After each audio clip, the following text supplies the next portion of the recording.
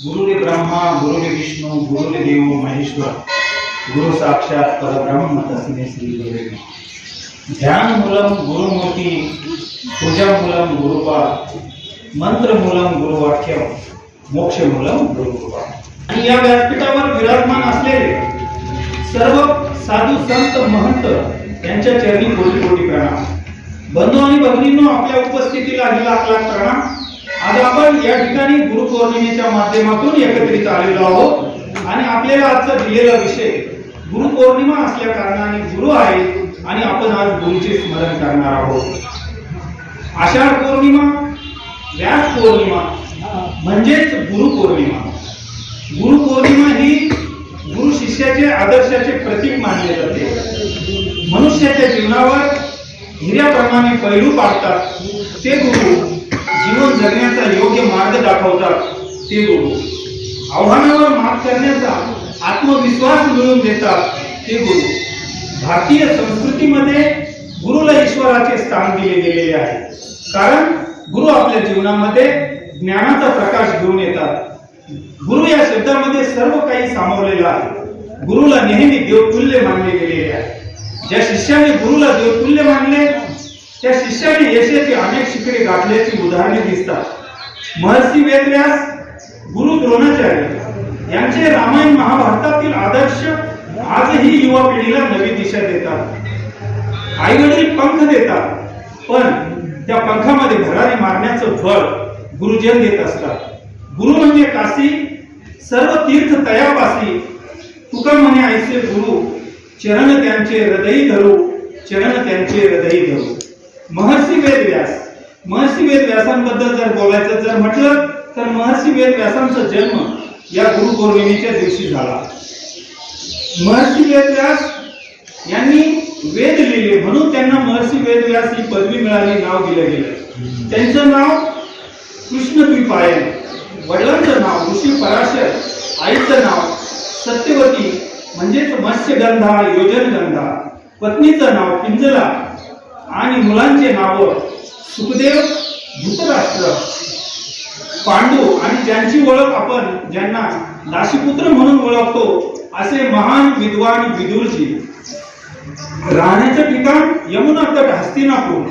महर्षी वेदव्यासांनी वेद लिहिले। पूर्वीच्या काळी वेद हा तोंडी सांगितला जायचा, म्हणजे तो लिखित स्वरूपात नव्हता। एका पिढीनं तोंडी दुसऱ्या पिढीला सांगावं, दुसऱ्या पिढीनं तिसऱ्या पिढीला सांगावं, पण म्हणजे गुरुनी शिष्याला सांगावं, शिष्याने त्याच्या शिष्याला सांगावं अशी ही प्रथा होती, परंपरा होती। पण महर्षी वेदव्यासांनी त्याचे सुटसुटीत असे 4 भाग केले। 4 भाग कोणते? ऋग्वेद, यजुर्वेद, सामवेद आणि अथर्ववेद। ऋग्वेदामध्ये त्यांनी ज्ञान सांगितलं, यजुर्वेदामध्ये त्यांनी कर्मकांड सांगितलं, सामवेदामध्ये त्यांनी उपासना सांगितली आणि अथर्ववेदामध्ये त्यांनी विज्ञान सांगितलं। म्हणजे ज्ञान, कर्मकांड, उपासना आणि विज्ञान असे त्यांनी सुटसुटीत समाजाला तुम्हा आम्हाला समजावं, वाचता यावं यासाठी सुटसुटीत 4 भाग केले। ते एवढ्यावरच थांबले नाही, यापुढे हे जाऊन त्यांनी 18 पुराण लिहिली, 108 उपनिषदे लिहिली।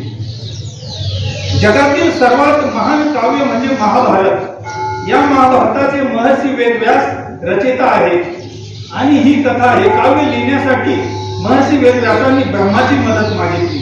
ते ब्रह्माकडे गेले आणि ब्रह्माजीने त्यांना गणेशजीचं नाव सुचवलं, म्हणजे हे सामर्थ्य जर कोणाचं असेल लिहिण्याचं तर गणेशजीमध्ये। म्हणून महर्षी वेदव्यासांनी गणेशजीची आराधना केली आणि ते गणेशजीने ती स्वीकारली।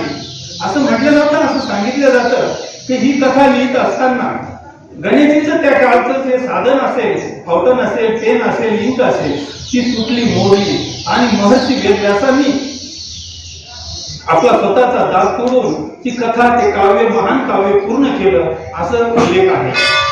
आणि असं हे महर्षी वेदव्यासांचं जगाच्या कल्याणासाठी त्यांनी ते सगळं कार्य समर्पित केलं, म्हणून त्यांना गुरूंचे गुरु मानले जातात। आजच्या गुरुपौर्णिमेचा दिवस म्हणजे गुरुपूजनाचा दिवस, गुरुदक्षिणाचा दिवस।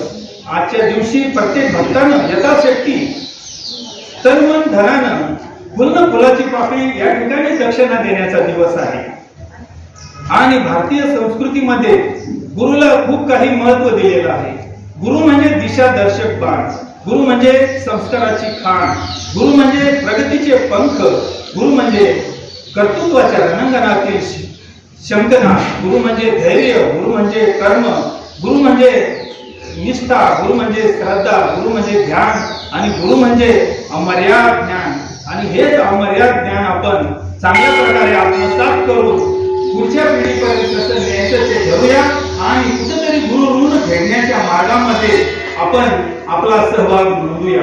गुरु म्हणजे गुरुच्या ऋणाची कृतज्ञ राहावे, मोल आयुष्याचे जाणून घ्यावे, गुरुच्या चरणी स्वर्ग पहावे, त्यांच्या चरणी नतमस्तक व्हावे, त्यांच्या चरणी नतमस्तक व्हावे, त्यांच्या चरणी नतमस्तक व्हावे. जय जनार्दन, जय.